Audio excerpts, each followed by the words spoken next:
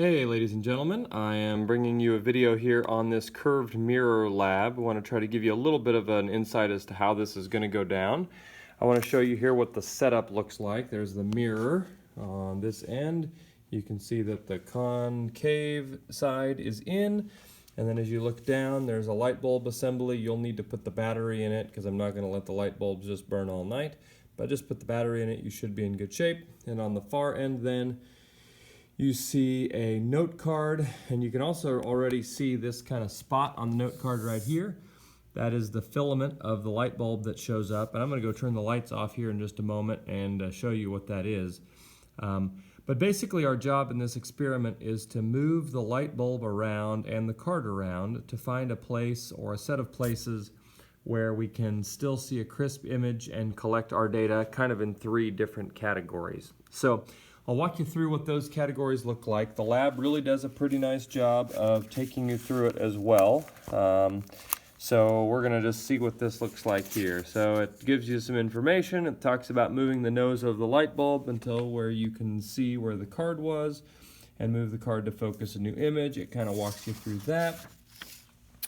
Here on the data table side, what you'll notice is trials given to you on Part B, Part C, and Part D. And the things that you're going to measure are the distance to the object each time, the distance to the image each time, the height of the object, the height of the image. The good thing about the height of the object is it should never change. The light bulb's always going to be the same height. Just grab a ruler and measure it in, I would say, centimeters, for example.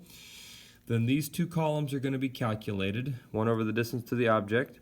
The expected focal length, which is FEXP, is going to be 20 centimeters, is going to be our expected, that's EXP, which is experimental. So the accepted focal length is 20 centimeters, which would fill in those boxes, all three of them, 20 here, here, and here. But you'll be able to calculate this using your rule for calculating the focal length in an experiment, or on the 1 over D plus 1 over D equals 1 over F calculation.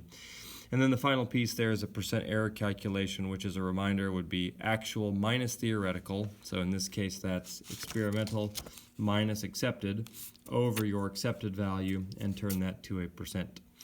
There are some observations that show up on this page and a few questions that show up on this page that kind of give you some relationships in those focal lengths. So really, as far as the lab goes, it's a pretty easy setup. I'm going to turn the lights off here just so you can see what it looks like in the reality world. If you're wondering what the data is on Part B, Part C, and Part D, Part B, your data is going to be, it says the nose of the bulb should be at the 50 centimeter mark. So that would mean I've got to back this thing up to the 50 centimeter mark, and it looks like this. So right now that's square on the 50 centimeter mark down below. You'll notice that's got that pointed thing, but I'm going to try to line it up so that the bulb is right at 50. And I don't know if you can see that or not, but I'm probably at this point right at about the 50 centimeter mark. So there's my bulb right at 50. You'll notice that on the card, nothing shows up there, which is okay, because what I'm going to end up having to do then is adjust the position of the card until I see something show up, and we'll kind of work on that. It says you may have to move the mirror, and that's true. You might have to adjust it, so you might have to tilt it or twist it. You may have to move the meter sticks around. You may have to move the card a little bit. You can feel free to write on the card, that's fine, or use a pencil to mark on the card, that's fine. And this will work way better when the lights are off than it does here, so we'll need to deal with that in just a second. So that's on Part B. You're going to have it at the 50 centimeter mark. Then on Part C, it says move the nose of the light bulb up to where the card was in Part B. So now you're going to move the bulb to where the card was, and you're just going to kind of move things around again. And then on the last one, you're dealing with Part D, where are the light bulb and the card exactly the same. So that is, where do you see essentially a height of the object and the height of the image being the same. And that should be relatively easy to find. So you're going to move it essentially 3 different positions, the goal being to find what the focal length might be. And looking at my setup here, if you don't move it exactly like it says, it's not going to be too big of a problem for me. I really just want you to collect 3 different sets of data by moving your light bulb and getting your card in a different spot. So I'm going to walk over here to the lights, so we're going to turn them off, so it's going to get a little bit darker in here. And here we go. Lights are off. And you can see my bulb setup is back here. There we go. All right. So right now there's my bulb, and on the screen you can maybe start to make out just a little bit of an outline that a bulb is there.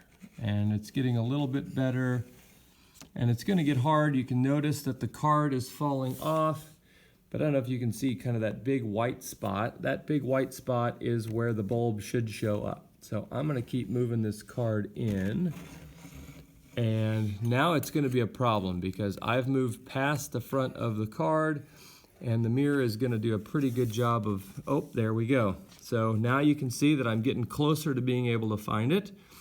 And let's see if you can see what I'm looking at here. There is that. There's my white spot.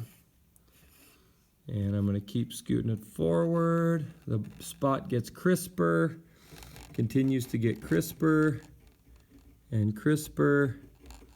And eventually what you should be able to see, and I can see it, but you probably cannot, is that there is a really crisp image of the light bulb that shows up on my card.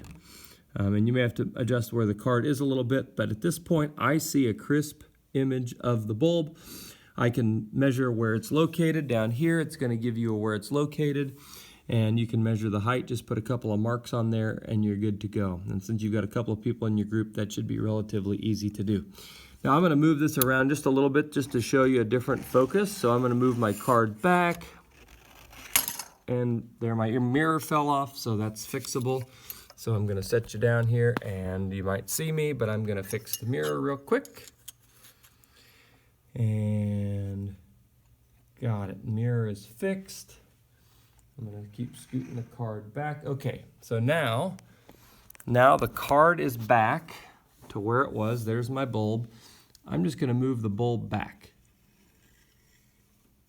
And I see nothing sharp show up, and I'm going to move the bulb forward. And aha, now I've got my white spot again. So I can adjust this card, and my white spot gets more focused.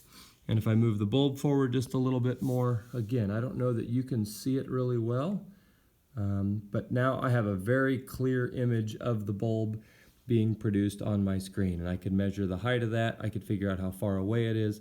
And there's image number 2. And one of the cool things is it's going to show up just like your ray diagrams would, in that this is also upside down. And it seems like since where we're located, it would be, it'd be enlarged.